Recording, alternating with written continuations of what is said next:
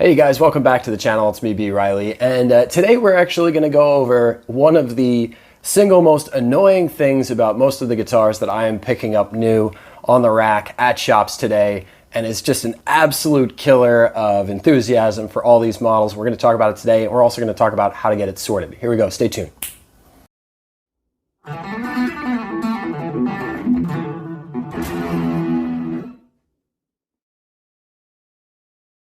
Sharp fret ends. This is literally the bane of my existence.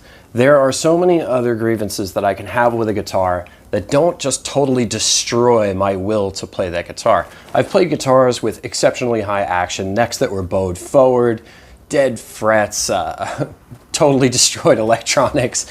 And, you know, typically speaking, you can usually find some sort of charm to elicit from that guitar. It still does something well. But it matters not how much a guitar costs. It could be made of the most spectacular materials on earth. It just doesn't matter. If you've got sharp fret ends all up and down that fretboard, you are going to hate that guitar. So that's what we're going to be going over today. We're going to talk about getting those frets cleaned up and getting them smoothed off, so this way you can play comfortably and it feels good and it's welcoming to your hand, because it doesn't really elicit a lot of artistic expression when you are sliding up to the 10th fret and going, ow. So first thing we're going to have to do is we're going to have to start stripping down this guitar and get all the strings off it. Now, just for this demonstration, what we're going to actually use is we're going to use, if you might remember from the Chickenbacher review, we're going to use this 370-12 or 360-12. And this one has already been modified slightly by me. It has a proper Rickenbacker high gain at the bridge. The pickguard has been modified. It had been set up extensively, and the nut had to be modified the minute it came in, because it was so high up the guitar was absolutely unplayable, or at least to such a degree that it would make noises that you would find pleasant to the ear. Other than that, as we concluded during that episode, that the husk was pretty solid. And to tell you the brutal honest truth, the electronics weren't terrible, even though the bridge pickup was just completely unacceptably bad. Anyway, let's go ahead and have a look at the frets.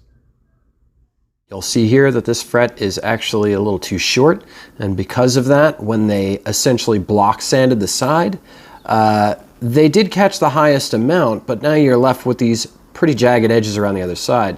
Also, another thing is you can see right here, just at the tip of the screwdriver, that this is a white line that's following along the binding. And what that means is that when they assembled the guitar and they dressed the frets, they didn't dress them, they block sanded them. They took a huge wood block or flat plane and they ran it along this edge, and because the frets were not submerged completely even, some of them got a real good sanding, and some of them got nearly nothing at all because it was too low. Okay, so now we're taking a look at the 12 string, which is underneath my Strat, and you can see very clearly the type of dressing that these frets have, where it is very, very squared off and very sharply edged. And then if you take a look at the frets on the Strat here, what we've got is we've got a good roll with the fretboard and a softening of these edges, and then basically a kind of, you know, a smoothing off of the top here so that you have a less perceptible catch on your hand while you're sliding across the fretboard. You should think of the ends of your frets as an upside down canoe, a man once told me. If it does not look like an upside down canoe where it has a rounded, smooth profile, then those frets have not been dressed properly. Okay, so what are you going to need to do this job? Well, here's what you can do. You can go on eBay and order a kit, and with that kit you get this file, this level, these blocks. They're for sanding. They do a bad job of it. And you get these little fretboard protectors, ready? Okay, and you get these for about $15. And right off the bat, if you're familiar with tools, you realize that there are huge casting marks in this file, and that the metal just feels like garbage. So I bought this whole kit, and it's a waste of time. These you might as well just go ahead and throw in the garbage. This you will once you use it. This is actually a pretty good fret level. The only problem is it's also a deadly weapon. These are great, and they were worth the 15 bucks. Here's what I would suggest you buy. this. Just get the 7-piece precision needle file set from Home Depot. Go ahead and grab the equaling mill. That's this one. Okay. And what you do is you just go ahead and take it and put it up against your orbital and sand the extreme edges so that there is no file on its extreme edge on both sides. And what I do too is when I sand it, I not only sand it flat, but I also rock the sandpaper slightly. And what this does is it kills this corner edge so that there's no file on it. So this way when you're filing the fret ends, you get a good clean file, but you're not digging into the fretboard more than you need to be.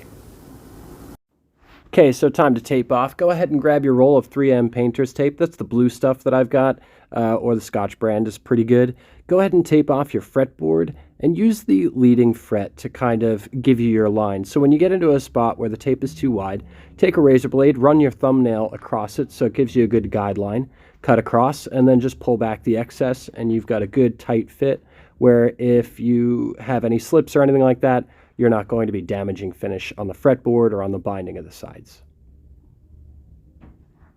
Okay, so we've got this thing all taped up. We've got tape running down and in between the frets so that as you're coming up and creating that turn in the fret end that you don't scratch the fretboard. And we've also put some thick painter's tape along the side of the fretboard where the fretboard meets the neck. So essentially all the ground is covered to be able to file without worrying about the file skipping away and knocking into the fretboard and causing a wayward scratch. But I must admit with this, take your time with it. This is something where if you go a little too overboard with the file, you could start to really make quite a mess. Plain. Sorry about that. Okay, so here's how you're going to start. Let's go ahead and say that we were starting off with this guy right here. Okay, the first maneuver you want to do is you want to knock down this edge, because this is the guy that's going to stab you right there, and this guy, especially as you're transitioning up and down the neck. So what you're going to do is you are going to start off with your flat, that is the edge which you have either filed or you have a smooth side, and you're going to lay that down on the fretboard. What I like to do is I like to grab my hand and go ahead and come over here. Pardon my thumb. I smashed it with a hammer the other day, so it might not be the most picturesque thing. Okay, what I'll do is I'll grab it right there, and then I will guide it with this hand and just kind of roll that corner. So this way you've got the non-filing material that is hitting the fretboard and is also protecting the tape. Just kind of knock that edge down and then come over here, do the same thing on the other side. Take your time with this, light movements are good. So what I like to do is I like to pull the file forward, just kind of allowing it to go from its edge to flat. Left side, edge to flat. And then kind of sit right up on top at about a 45-degree angle of the fret. Just give it a light touch. You just want to take out the peak.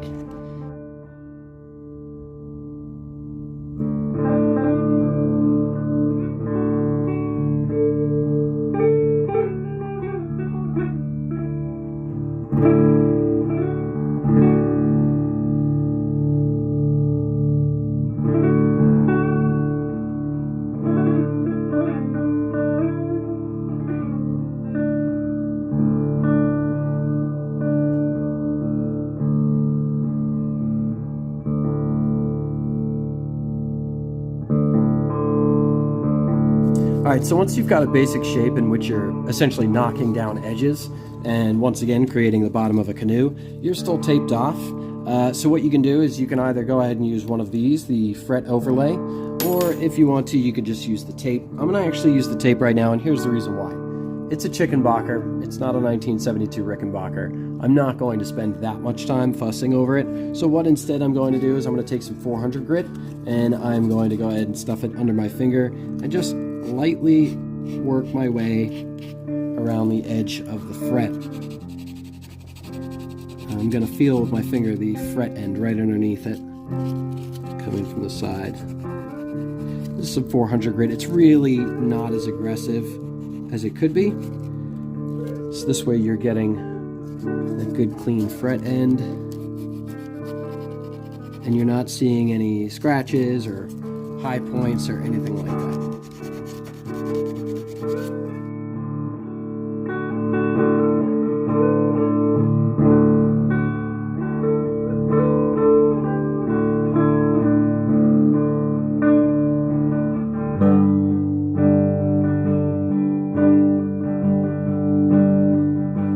Okay, so we are wrapped up with our file, which I'm going to be honest with you, the first time you do it is a bit nerve-wracking.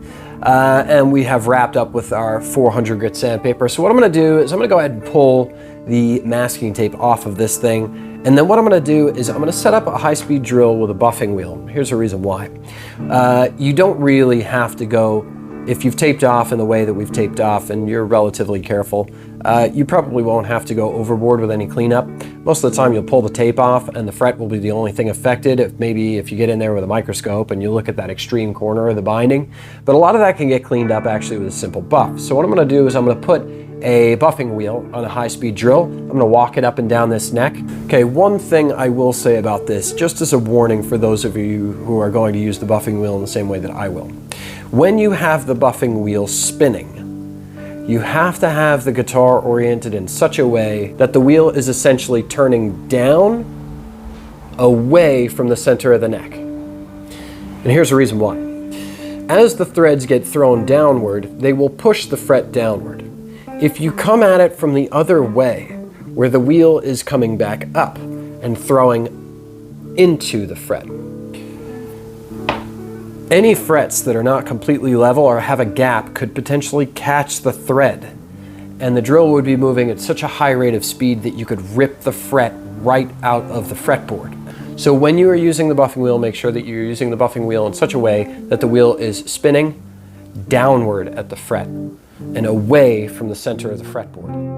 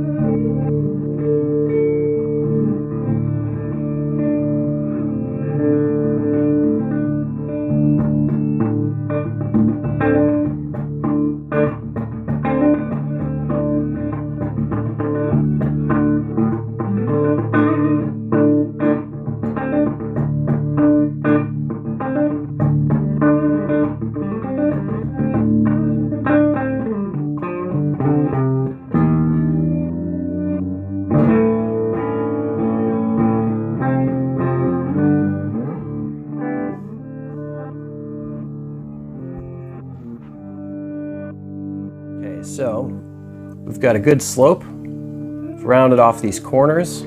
If I run my thumb over it, I can barely feel that. There's almost nothing there. So here's the thing. This is one of those types of self-service deals that you really do need to kind of work on your own, because more and more guitars are going to be coming like this. We are not the nation that has imported a ton of guitars that have been meticulously gone through. They know their market. They know that we musicians are not typically also doctors and millionaires and lawyers, although sometimes we are, and if you are, good for you. That being said, is that more and more of these are going to come this way, and the reason is because a lot of manufacturers that are doing offshore now are basically getting the guitars up to a point of quote-unquote good enough. So this is something that I feel personally everybody should invest in, because you're going to buy them brand new and they're going to come down this way. I'm going to show you guys in another minute. A friend of mine who's in a really good band called the Loons just dropped off an Epiphone 3 pickup Riviera.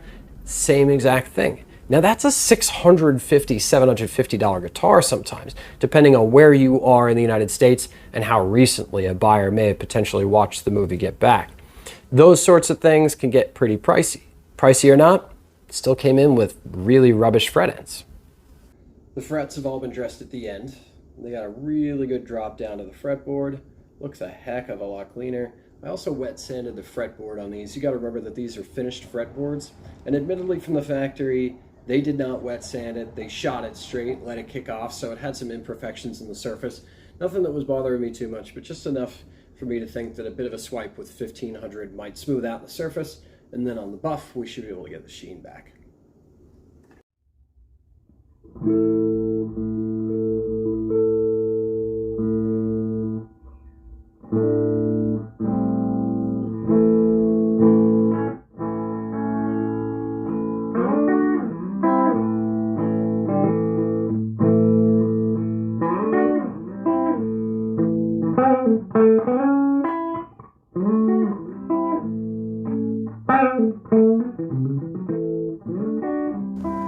Okay, regrettably, we are running out of time on this video because we are coming right up to the 20-minute mark, and I'm not crazy enough to think that anybody wants to hear me talk for 20 minutes straight, so we're gonna actually have to wrap it up.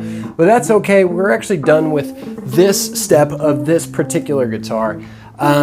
So we've got a really good dress on the ends of the frets. It's got a good, nice rounded turn. It looks more like the bottom of a canoe now, like it's supposed to. You know, and it's a lot more comfortable. I gotta tell you, that little tiny edge that was left from the block sanding from the factory has disappeared with the buffer. Now, unfortunately, my work is not done. Though this one is done, I am actually way backed up on repair, and I get to work on this bad boy right now, which is that rib that I was talking about before. And it's got the same problem that the Chickenbacher had. And we're probably actually going to wind up doing a review on this guy maybe in the next week or two. But the reason that I was in such a big hurry with the chicken, the Thunder Chicken, is because I have a stupid idea. I have a bunch of parts for this that came in, the nickel-plated bridge and stuff like that. But I think before this week is done, what I would really like to do is completely refinish this guitar in the charcoal gray metallic that I have not used yet. I'm gonna see if I can try to get that done this weekend. And just to be an idiot, I'm gonna try to do it all in one day. That means complete teardown of this thing, electrics out, scuffing it, bringing it down to the bare grain, and then building it back up. But I've got something unique for this. I've got a different type of design. It's something a little funky. It's not my usual wheelhouse, but you know, we're all about growing, right? We're all about expanding outward and getting a little bit more familiar with the unfamiliar. So I'm gonna try that by end of this week. Anyway, thank you guys so much for tuning into the channel. It's been about 2 weeks since I put a video out. I got to admit, with the end of school, class got a little crazy, and I had a bunch of 4th graders graduating out, and so it was a very hectic last couple weeks. So I'm hoping to get back down to about 1 video a week, maybe 1 every 2 weeks if the videos are pretty big. These videos that I make, usually they take about 4 or 6 hours to edit, and any of the project stuff with the Jag or with the Relic Strat, like 12 hours to edit those things. So it's not the shooting, it's the editing that really gets me backed up.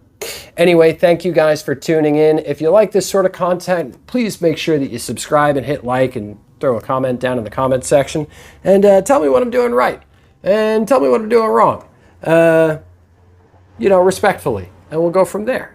But personally for this repair, I know that it seems, it's not glamorous dressing frets. You know, it's not exciting doing something as benign as dressing a fret versus, you know, doing a refinish or changing a pickup out or swapping necks or doing something that's a bit more ornate and a little bit more interesting. But the truth of it is that doing this repair, doing this alteration, if you do have a neck where the frets are really giving you the business, you're gonna play more.